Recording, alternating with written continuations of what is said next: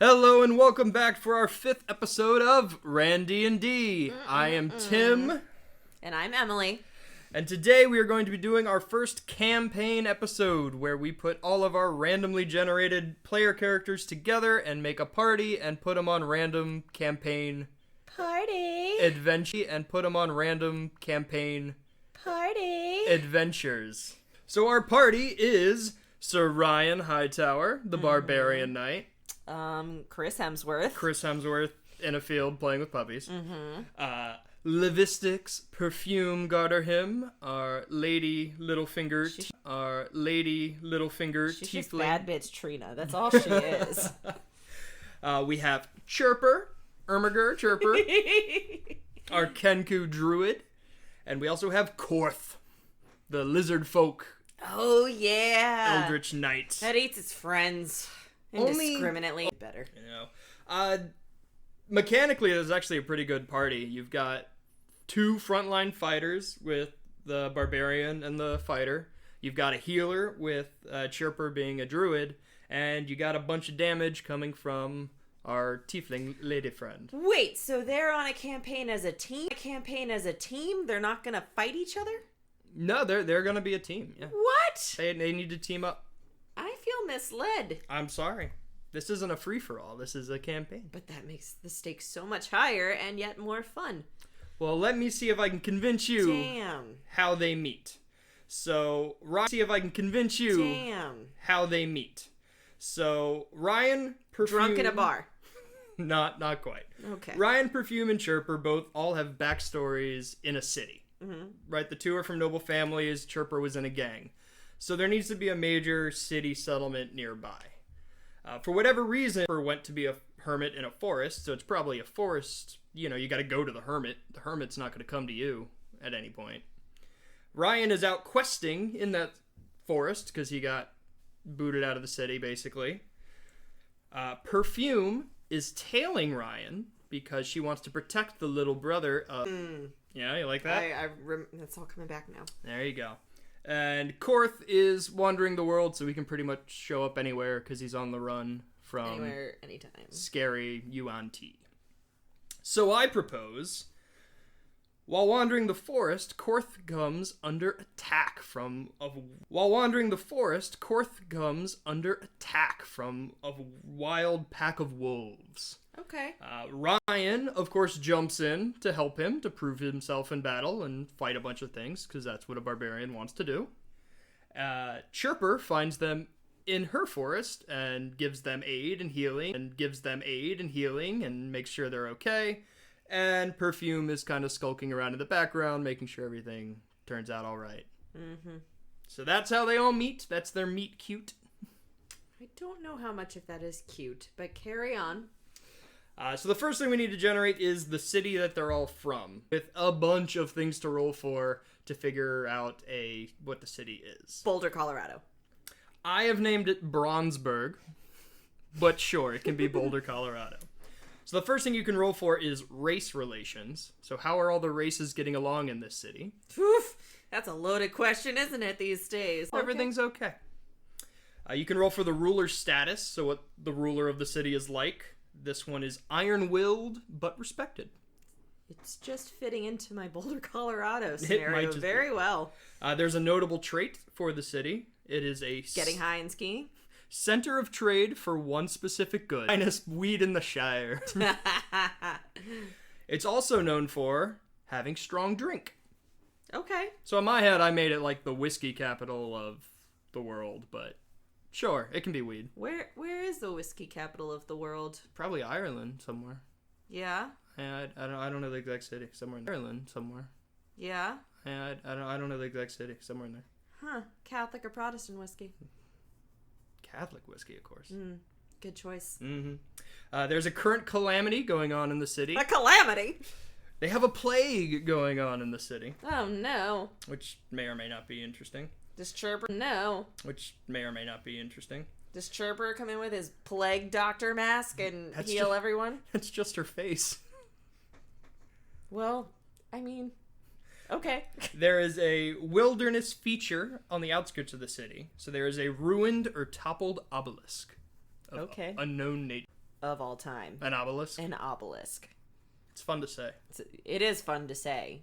And then there's also a weird locale around the city, and there is a dead magic zone. Is it by the obelisk? Probably surrounding the obelisk. See? Creepy figure. Structure. So we got a pretty nice city going. It's harmonious. It's a monarchy, of course, with feudal families that 2 of our characters are from. There can be a pox that's plaguing the lower areas. There's a weird, creepy forest around it that we need that no one really knows what's going on in, with a big, giant magic dead zone, and going on in with a big, giant magic dead zone and creepy obelisk that no one remembers why it was there or what. Okay. Which is potentially a good plot point for later on. Who knows? Foreshadowing. So the Dungeon Master's Guide also splits up you've watched me, you know it can take months and months, and I'm gonna put an asterisk on watch you, and I need to comment how serious it is that I literally drink wine and sit in the background and make snide comments at all times. You do it so well, though. It's a gift and a curse. Levels 1 through 4, which the party is local adventurers. There's levels 5 through 10, which they become heroes of a city or heroes of a settlement of some kind. 11 through 16 or so, they become regional heroes. And then the regionals, they made it to heroes. And then the regionals, they made it to regionals. 17 through 20, they are champions of the world. So taking that, I split up this campaign into 4 acts that we are going to randomly generate the villain and quest and environment that the acts take place in. Okay. So the first thing we roll for in Act 1 is a framing event. So that's what's going on in the world when this campaign starts. And there is a wedding or a wedding anniversary of someone important. That's nice. Their introduction is that an NPC they respect. On a what? An NPC? A non-player character. Oh, so thank you. Someone the Dungeon Master creates. They have a patron who is funding them or giving them this mission to go on. And on that, we got a parent or other family member. Okay. Of someone in the party. Their party.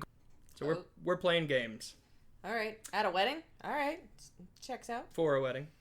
Their side quest is to discover the fate of a missing NPC. Again, non-player character. Okay.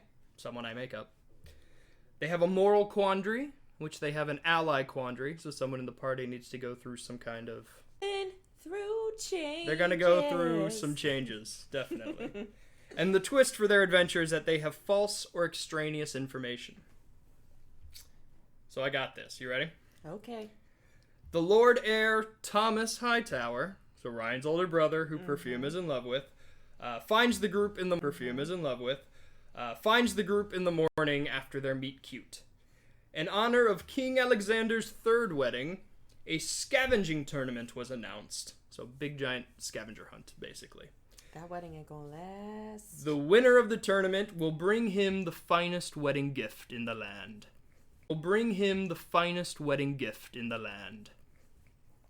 Thomas knows the king favors items from exotic lands and suggests they find a local legendary figure to see if they have any suggestions on what to bring. Okay. So they have to go find an NPC, and they are given a scavenging hunt turn. They're level 1. It's a good start.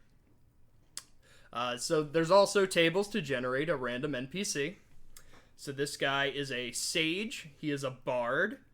His ideal is self-sacrifice. He is protective of a sentimental keepsake that he has. There's so many of these tables for NPCs. He's ridiculous. So he's trying to get other people to spend money on a gift when he's protective of the most expensive gifts? Is that what I'm understanding? Well, this is the guy they have to find that's going to give them advice on what gift to go give them. Okay. I guess that kind of makes sense. So he's a bard, which is a good class for the NPC because they're going to know a lot of stuff.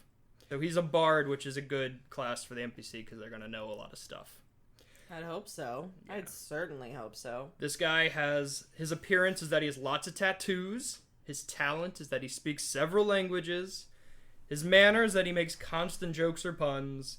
And he has honest interactions with the party. Okay. All right. And we have 2 new goals for the party. One is to map a new land, and their other goal is to retrieve an item from a caravan. So steal. It could be an abandoned caravan. So here we go. Chirper has a dream last night of a man trapped within the dead grove, anti-magic part of the forest that no animals go to. They are out to find Dav Gruul, the famous bard. Dav is an elderly and well-loved bard who recently went missing. Dav suggests they travel south to the desert in search of leftover artifacts from fallen civilizations or a caravan that obtained a crown of an infamous sultan who is said to have fae, fiend, and celestial concubines. Okay. Dav also offers rewards for a map of the desert he can sell and use for inspiration. Mm-hmm. So they meet the NPC. They're headed to the desert for their goal. Okay. Random dungeon that they're going to have to explore. And the location of that dungeon is in a desert. Okay. The creator of the dungeon were a bunch of humans of the elemental fire cult. So just use fire for bad things kind of cult in the middle of a desert. Okay. The dungeon was their kind of cult in the middle of a desert. Okay. The dungeon was their lair, and it was destroyed by raiders, which is why they left. Their dungeon goal is to pursue fleeing foes taking refuge in the dungeon. So, I would say the party collects rumors on the road of mummies and giant animals and the savage warlord that scavenge the desert. The party must survive in the desert and collect information from locals and explore basically caravans, old deserted caravans searching for the crown. They figure out that the crown is not there, but are like University of North Texas. I know. But it's the snake people that Korth is so Do you know what their mascot is, just so it'll be easier for me to follow along? I hope it's a snake, because that would work really well. I don't think so. Oh, well. It's like the Knights or something. After fighting off the UNT, they flee to the remains of a half-buried city that they must follow. So that gets them to this desert dungeon that they need to explore. Now the last random thing we get to roll for is the villain. And again, there's lots of tables to flesh out your villain. This should be fun. So the villain is a humanoid conqueror. So the villain is a humanoid conqueror. Their action is that they grow corruption. Their scheme... Whoa! You sure it's just not a shadow government? Their scheme is to gain power, and their methods are warfare. Yeah, I got that. The villain's weakness. Repeat that? Their weakness is that they are destroyed if they speak their true name. They have to speak it themselves, not somebody else. Yeah, it's like a Mr. Mixopitalik situation. Okay. Bringing it back, UNT is the mean green. The mean green. All right. That works for me. Outstanding. And the climax of this adventure needs to be that a more powerful threat appears, destroys the villain, and turns its attention to the party. So I have named this villain the Serpent Queen.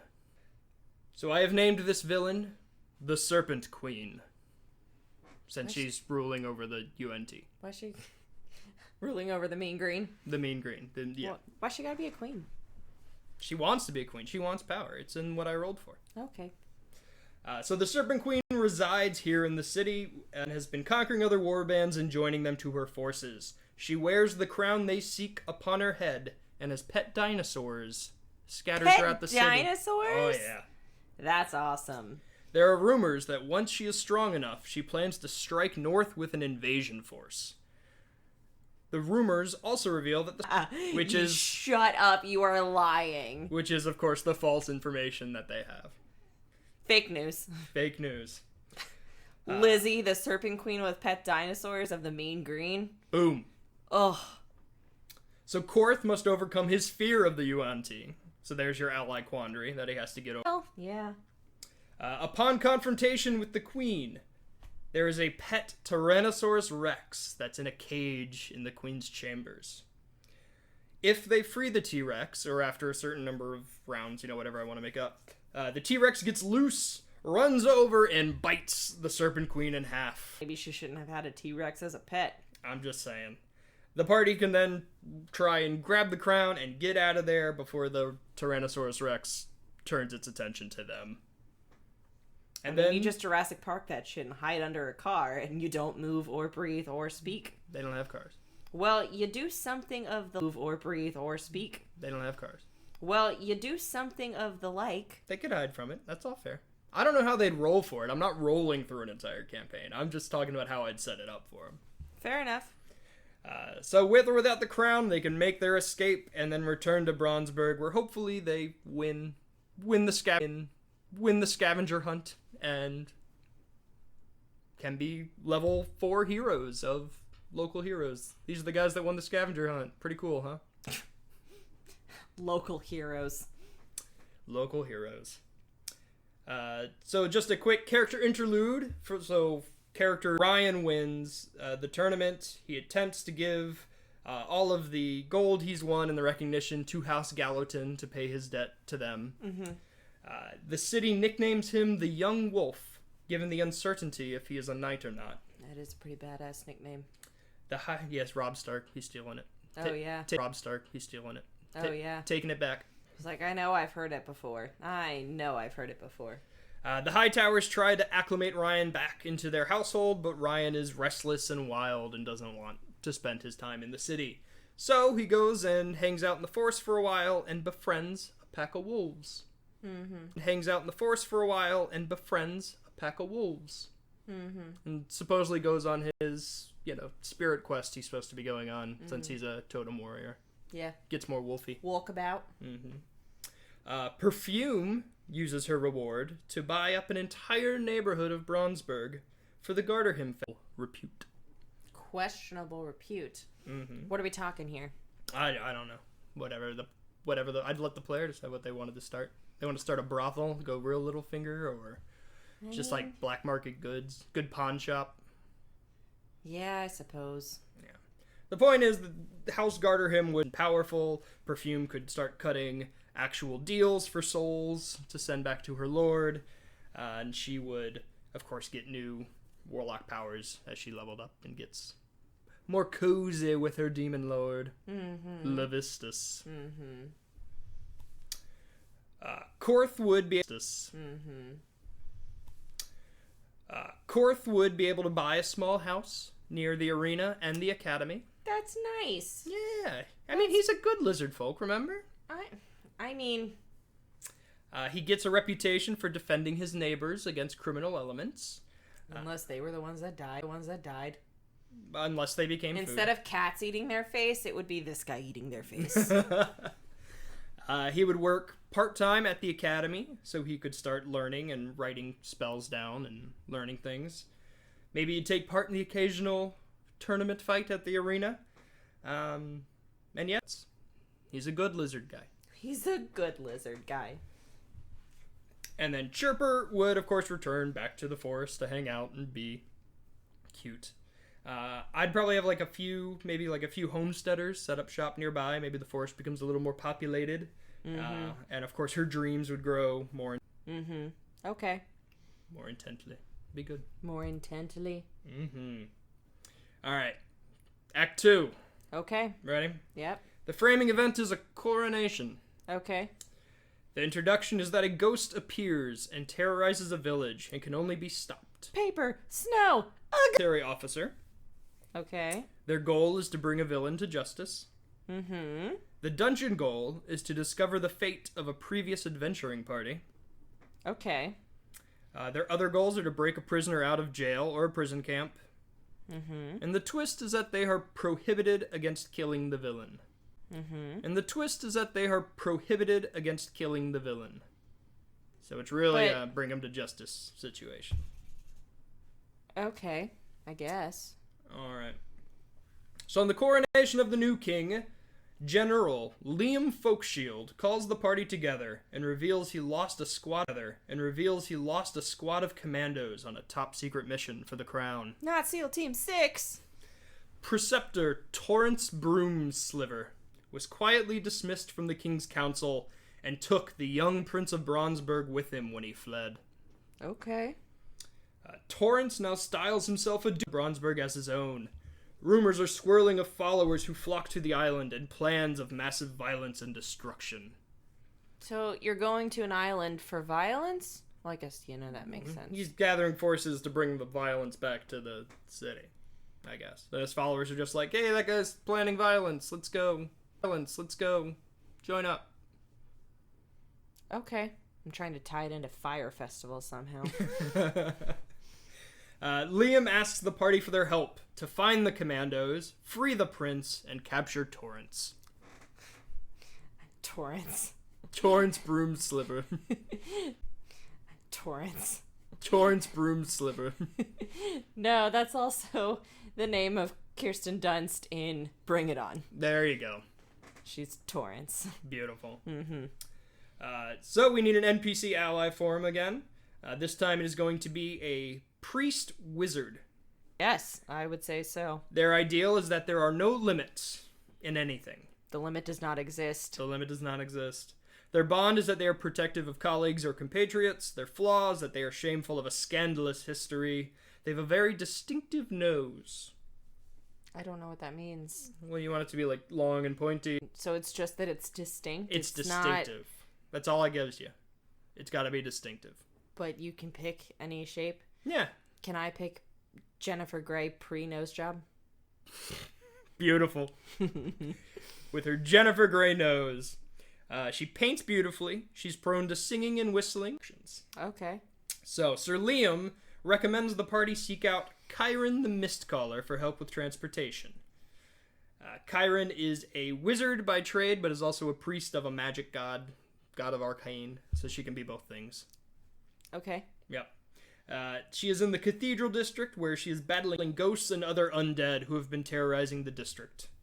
So there's your undead intro to the plot. Kyrene connects the undead to Torrance's doing and offers to arrange a ship for the party if they bring Torrance to justice alive with handcuffs. Why? Why did she have to steal those cheers from Compton? Why did she have to steal those cheers from Compton? She also requests the party to steal Torrance's spellbook for herself. So that is our moral quandary, which is a friend quandary. So they have a new friend who wants them to smuggle her a little item. And their side quest is to find a specific to be in the area. So that fits both of them. Sure. That's a good one. Okay, I believe you. So the dungeon location is on an island. It was created by the Kuatoa, which are pudgy little fishmen that babble. Ew. They go, so how you talk to me and the purpose of their lair was to be purpose of the dungeon was to be a lair for them. It was abandoned by the Kuatoa eventually, and the wilderness goal for the party is to escape the reign of a tyrant, which is of course Duke Torrance Broomsliver. Duke Torrance Broomsliver. So the party will do all kinds of sea adventures to get to the island. You gotta, steer the boat and all that jazz. The party can find and free the commandos. Once they get to the island, they'd give them intel on the island. The island is covered in Kuatoan ruins and hold both demons and Underdark creatures. The Underdark is like the Feywild, but underground, where scary monsters live. Okay. So a parallel alternate universe? Yeah. Okay. Very close, it's right outside of reach, and that's when blobs and gross stuff live. I like that blob is the second thing you think of when you think of gross things. Blobs are creepy. Spiders and blobs. Those are your go-to scary creatures. Mm-hmm. Eventually, they would find Torrance's tower on the island. It's filled with arcane cultists and undead minions who are preparing for a frontal assault alongside a massacre for some untold plan.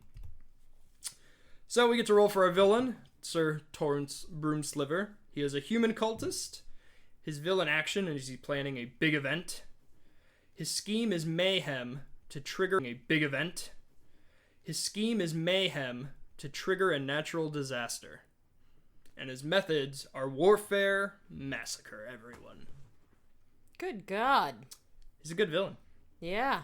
His weakness is that the villain falls when an ancient enemy forgives his past actions. God. That's someone wronged him a long time ago. Disgustingly poetic. And I hate it. It's that bad. And the climax of the event is a more powerful threat appears, destroys the villain, and turns its attention on the prey. So we got the same climax to this arc as well. So they can enter the tower. They find the young prince, Prince Willem, who is to be rescued. He gives up Torrance's plan, which is to trigger a volcanic eruption from the island and then magically teleport the volcano through the abyss and to Bronnsburg, where it will erupt.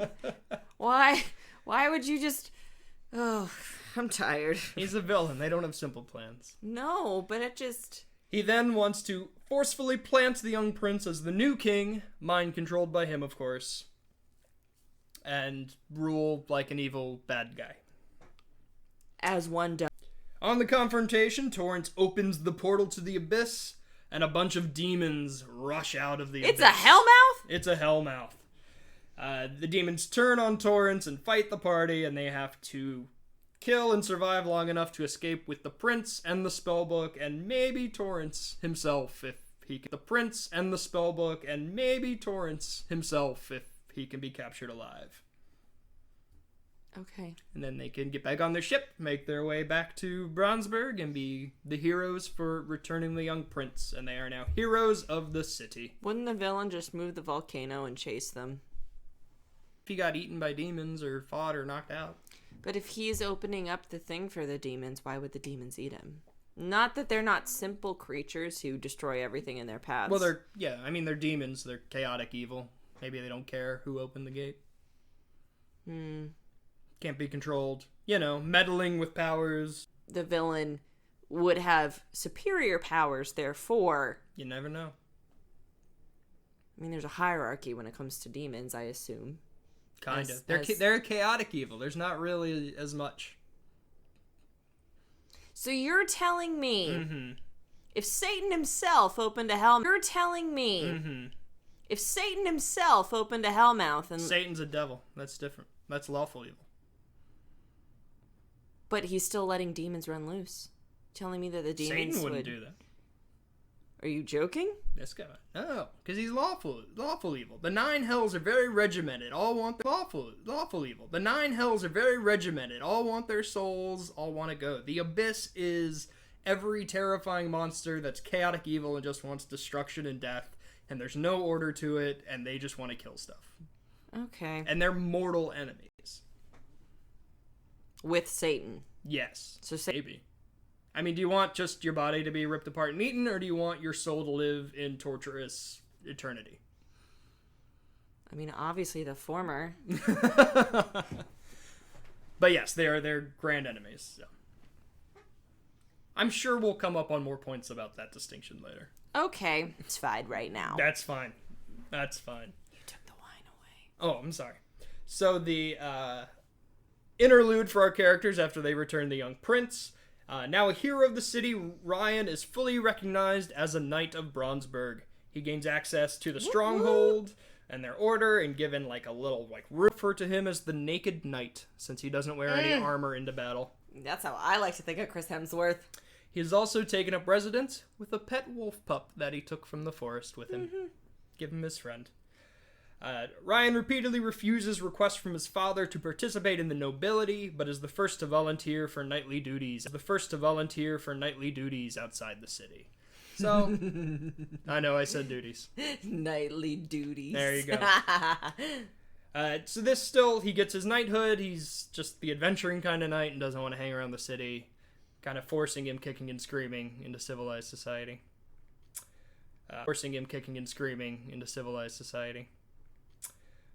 Perfume uses her newfound influence to have her father installed as the new preceptor to the king.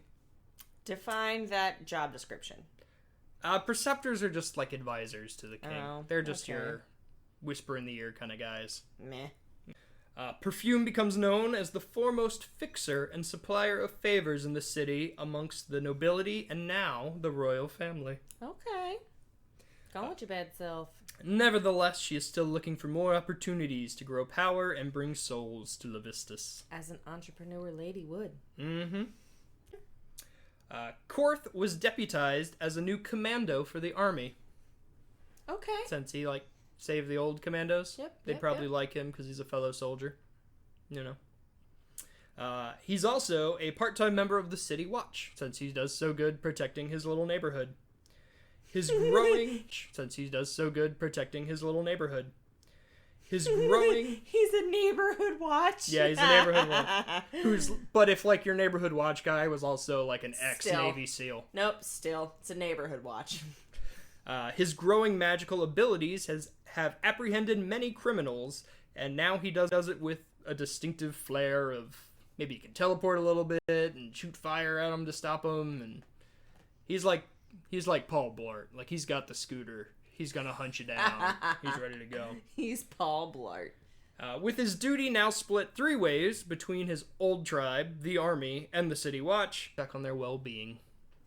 Oh. He's all about service, so you make him serve as many different people as he can. I see that. Does he have time to do anything else? He doesn't want to do anything else. I guess. Chirper, her forest is now home to a young town of commoners. That name is never not funny. Chirper feels responsible. Is never not funny. Chirper feels responsible. So she has a little town in her forest now. I'd start introducing little fairies and other small fey creatures that are hanging out and are attracted to her home, since she is dreaming and reaching out very regularly into the Feywild. And I'd probably around here make her actually be able to reconnect with her little Eladrin friend that she made and saved from slavery. Because that'd be nice. That would be nice. What a happy ending. That would be nice. Happy endings. Not an ending. Act 3. Oh. Birth of a child. The introduction, a stranger approaches them in a tavern and urges them towards the adventure location. Their patron is the local ruler. Their party goal is to parlay with a villain. Parlay? Nothing? Okay, that's what I thought you were going to do. Their dungeon goal is to find an NPC or an item in the villain's possession. So here we go. King Alexander himself calls the council of the city's champions upon the birth of his second son. His son, Prince Willem, who they had already saved once, has gone missing again, and he needs the heroes to track him down and parlay, for his has also gone missing, an icon of the military leadership of Bronnsburg. The only person who may know where Willem went is his cousin Derek. You give everybody in this world these fantastical names, and this bitch you call Derek. It's the best. Derek can be found at the local tavern. It's just the Derek from The Good Place. I've been Dereked. So we get to roll for Derek. Derek is a revenge seeker. His class is a ranger. His ideal is slaughter. I'll say. He's evil. Yeah, I will. Is slaughter. I'll say. He's evil. Yeah, I would be too if I were named Derek in this world. His bond is to protect a valuable possession. His flaw is overpowering greed. He has a very pronounced scar down his face. From a bar fight when someone made fun of his name. His talent. Okay. He uses colorful oaths and exclamations when he talks. Colorful oaths? Colorful oaths. Okay. And he is very irritable towards the party. The party has another goal from this, and it is to escape from a jail or prison camp. Gotta figure out a way. Yeah. Out. We'll see. So Derek can be found at the local tavern playing darts with extreme skill, because that's what he's good at. Derek has a very pronounced scar down his face, and he openly despises Willem. He reveals Willem is probably nearby in the forest and left the city in the company. Of most of the army of Bronnsburg. Derek insists on accompanying the party into the forest.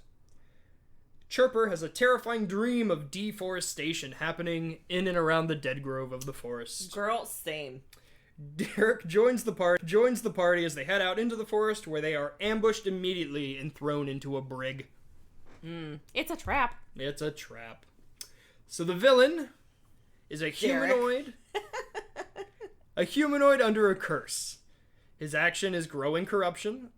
His scheme is power, seize control, coercion, legal intimidation. So he's gonna sue them into oblivion? Hell yeah. I want to scare you. Sign this NDA. The moral quandary for this act is an honor quandary.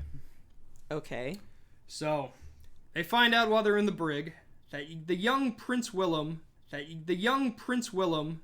who they already rescued once, was never quite the same after he returned.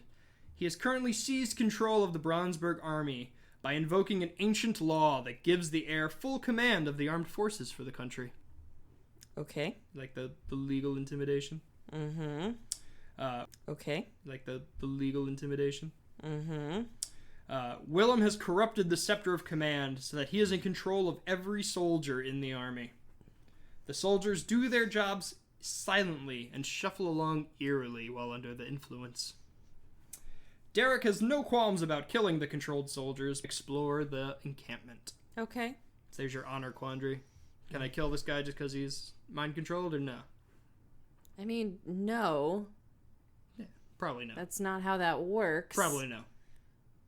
But then instead of combat encounters, I gotta figure out how to get around mind-controlled dudes. Well, is there a way to... Can do that too. Yeah. Willem has recently found an abandoned tome in the Dead Grove and is exploring the site on his own. Probably got something to do with that creepy obelisk. That creepy-ass obelisk. Don't trust an obelisk, folks. No, it is the strangest structure ever. So the forest, it was created by humans as a tome. The location is cursed by the gods and shunned. The twist for the adventure is that completing a goal prevents or fulfills a prophecy. Your pick. That's a non-existent goal. Yep. And the climax is that an ally betrays the adventurers as they're about to achieve their goal. Do you wanna guess who's gonna betray them? Is it Derek? Is it Derek? Is it Derek? So the Dead Grove has grown much more deadly with the tome opened as undead monstrosities shamble around. The tome was cursed by the gods after a lich. It's an undead wizard. Thank you. When wizards get so powerful they want to live forever, they become undead and become liches. I mean, Dumbledore was close, but... Dumbledore was almost a lich. He was... The lich was buried here, and the anti-magic zone was placed around it by the gods to shun his efforts. He's probably a bad dude. Yeah, I would say so. As the party explores, they can tell that the zone is weakening, and some low-level magics are starting to be effective. His veins and eyeballs have been turned black by the curse of Orcus that has overtaken him. Orcus is the chaotic evil god of I got it, based undeath. on name. Based on name It's alone. not a good name. No, anything with the root orc in it is just... Well, that's orcish. You should watch. Orc in it is just... Well, that's orcish. You should watch yourself. I'm aware, but it's not like it's good in that universe either. I mean, give me one scenario where that's a good thing. Mm-hmm. In any fandom whatsoever, it ain't good. Pass. So while they're confronting Willem and talking to him, they can notice that the lich that is buried there has begun to stir. Gross. Derek, of course, immediately joins Willem when combat starts. I just pictured Jason... I cannot pronounce his last name, Masternokos. Fight Derek and Willem, the lich starts to speak and whispers prophecies of destruction of the world upon his death. No gracias. The party must try and free the scepter of command from Willem's grasp and destroy the lich's phylactery around Willem's neck. Okay. The phylactery... Oh, I was wondering why you didn't appreciate my reaction to that statement initially. Just trying to keep you up to date here. Okay. They have to destroy the phylactery to break the curse and have a shot at a parlay that brings Willem and the army home. Which, I'm just going to assume that they managed to accomplish, saving the young prince yet again, and bring the entire army back to their city, which is a good thing. Mm-hmm. At this point, Sir Ryan Hightower would be installed as the champion of Bronnsburg. Champion! The king's personal bodyguard and knight commander. The king's personal bodyguard and knight commander. Ranks beyond which any Hightower has risen to in centuries, so he has now surpassed his family name and achieved great things all on his own. His fearsome demeanor and reputation have brought a new mood to council meetings, and the Knights of Bronnsburg have gained a reputation throughout the world as a reckless, savage fighting group not to be trifled with.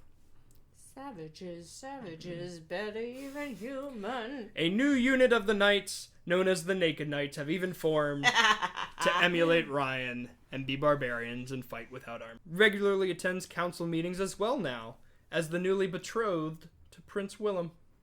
Wait, she's not in love with the other guy anymore?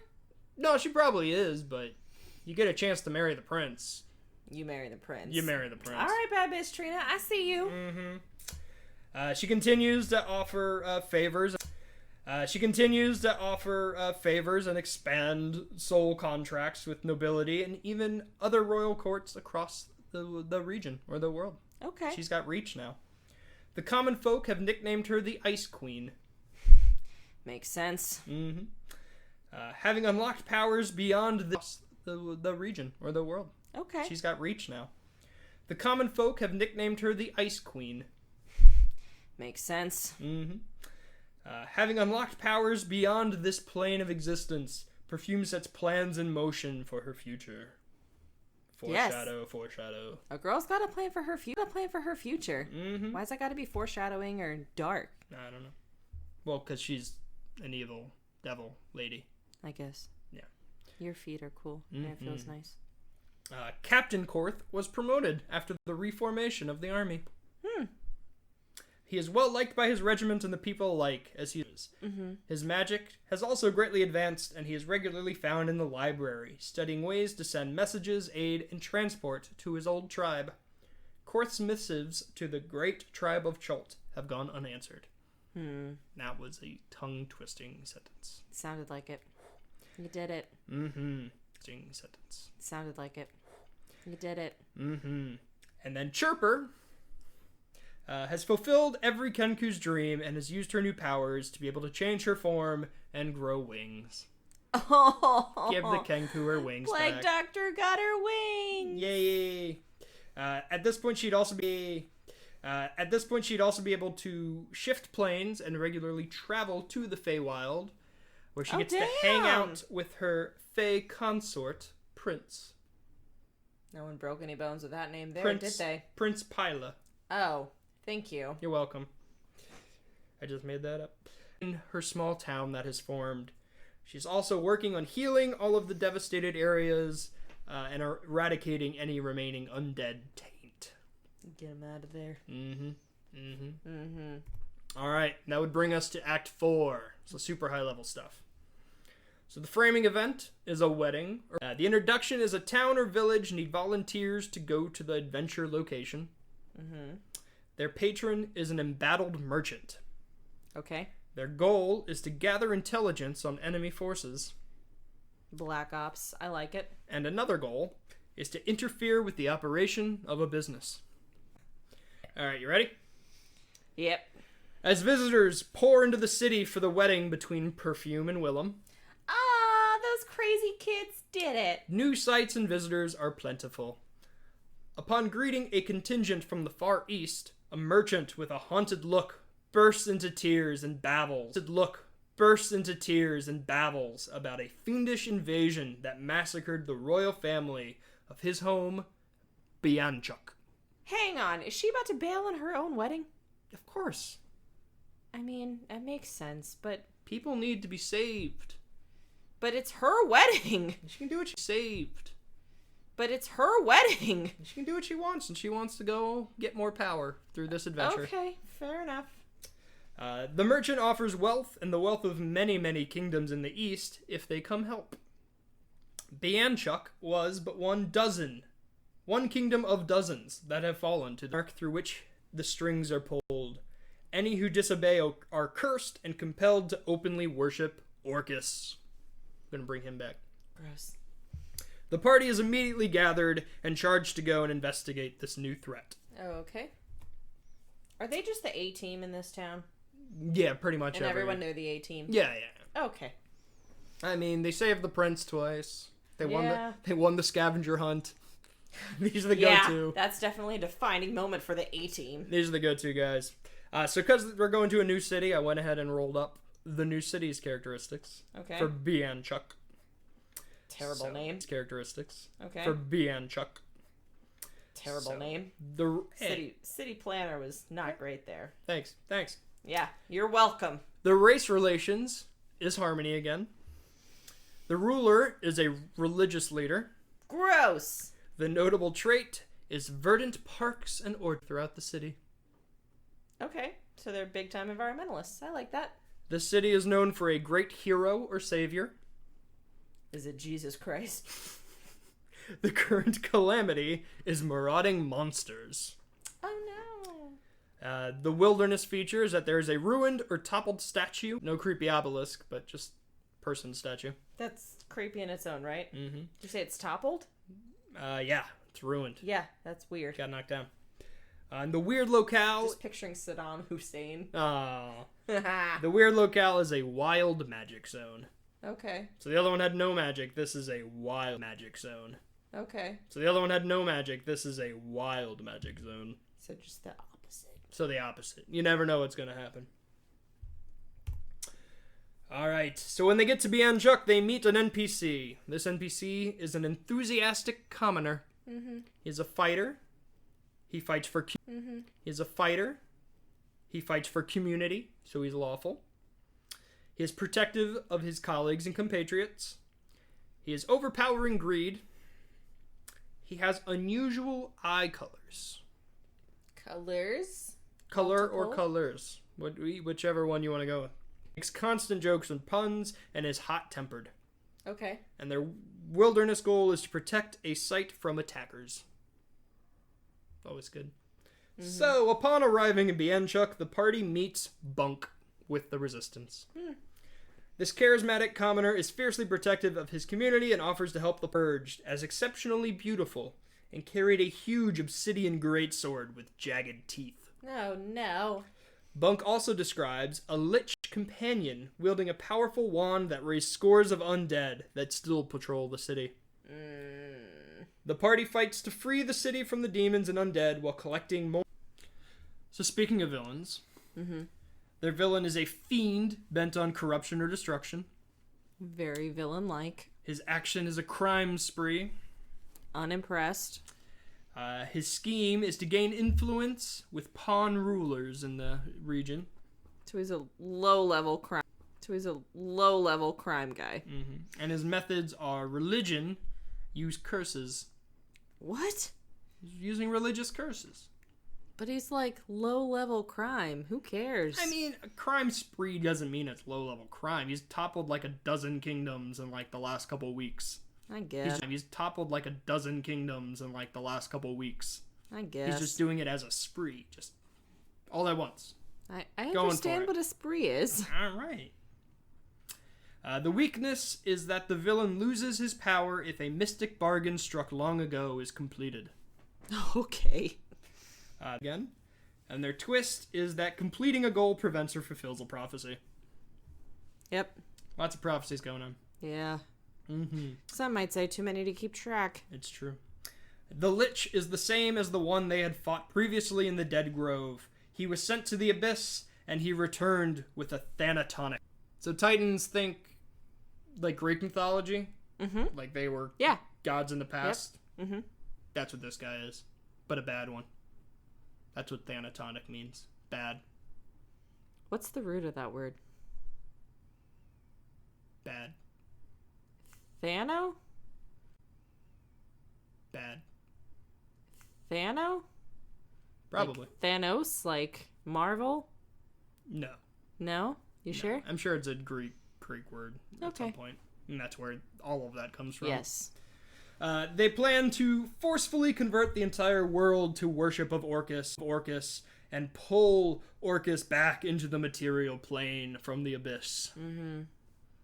Curses of undeath sweep throughout the lands. The people must convert to the worship and accept the new rule or be destroyed. The Lich is using a wand called the Wand of Orcus, a legend. Through this item, the villains create the curses, raise the dead, and control the people. As one does. Mm-hmm. So, of course, they're going to need to make their way to a big dungeon to confront the bad guys. This dungeon is on an island. God, back to the islands. It is a big, giant dwarven maze on an island. What a weird place to go.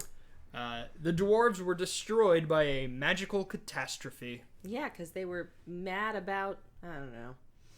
Cut that out. Being so short?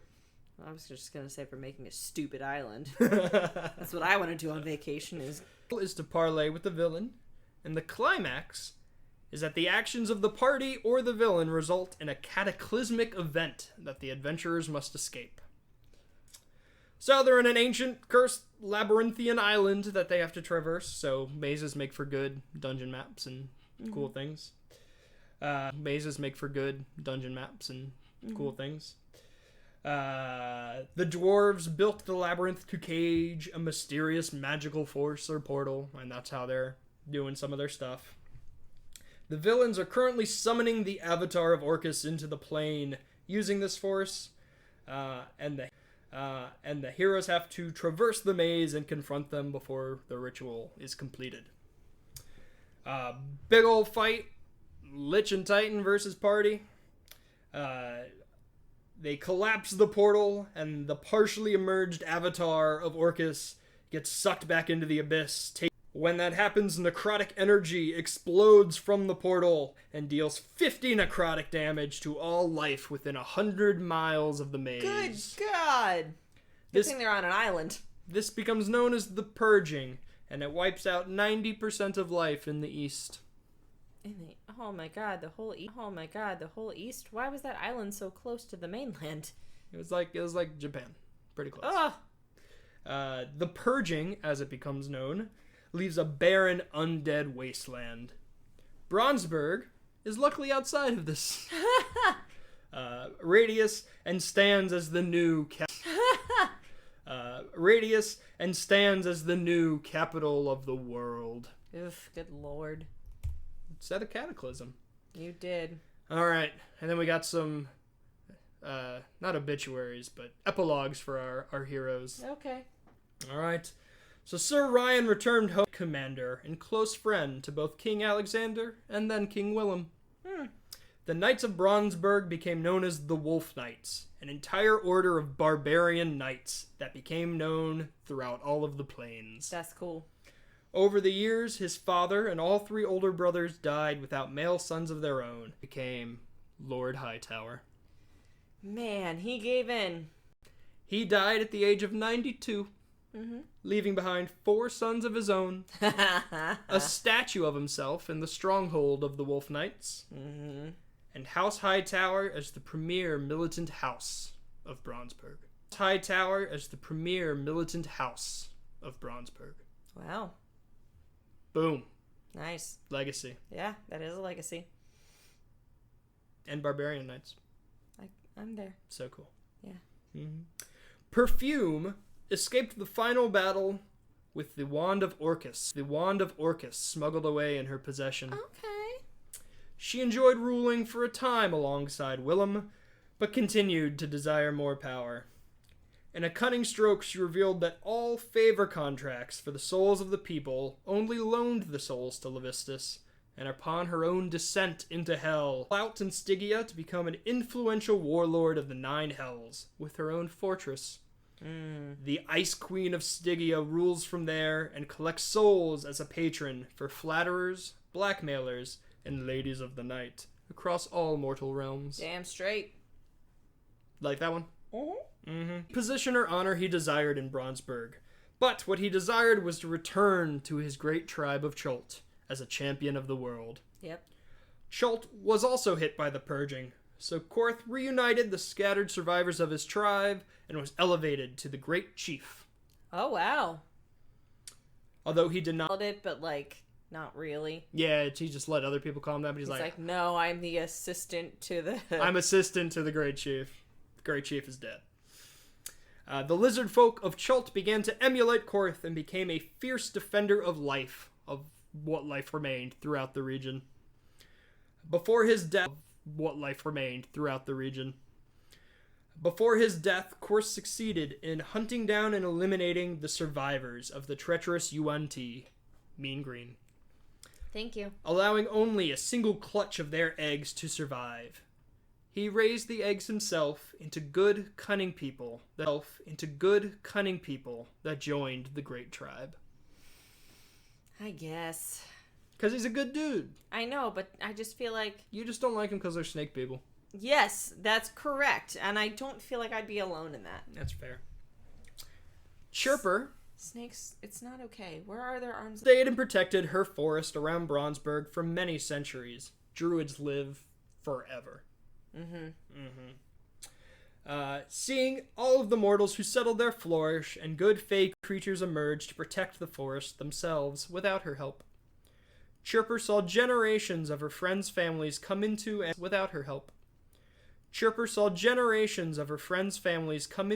leave the world, living good lives. Chirper would visit with Ryan, Korth, and Perfume whenever she wanted, and even created a small forest refuge in Perfume's fortress in Hell. Aw, that's nice. Eventually, Chirper would visit with Ryan, Korth, and Perfume whenever she wanted, and even created a small forest refuge in Perfume's fortress in Hell. Aw, that's nice. Eventually, Chirper disappeared into the Feywild with her Eladrin prince. Among the Kenku, the legend of the winged Kenku still lives in the Feywild and protecting forests to follow her example. Nice. So bring the gang-working race out into the forest again. Because of Ermagerd Chirper. And that does it. That is the tale of our first...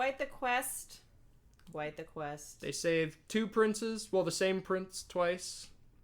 Won a scavenger hunt. That's a 90s song somewhere. They did good. All right, well, that is all for this group of adventurers. We will be back at some point with new random play. Till then, please do the likes and the subscribes and the comments and all the normal things. So Tell your friends about us. So we know somebody is listening to us babble on. And until then, I am Tim.